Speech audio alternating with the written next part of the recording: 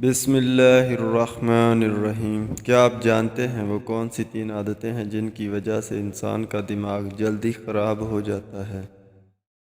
اسی حوالے سے امام علی علیہ السلام ارشاد فرماتے ہیں کہ انسان کی 3 عادتیں ایسی ہیں جن کی وجہ سے انسان کا دماغ جلدی خراب ہو جاتا ہے۔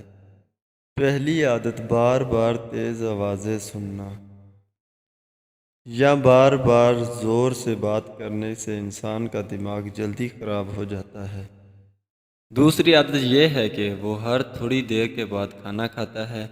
جو انسان زیادہ کھانا کھاتا ہو تو اس کا دماغ کمزور ہونے لگتا ہے۔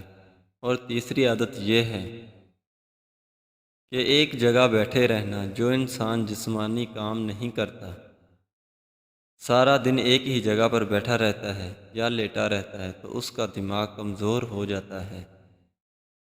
اللہم صلی علی محمد وعلی آل محمد۔ ویڈیو اچھی لگے تو لائک اور سبسکرائب ضرور کریے گا۔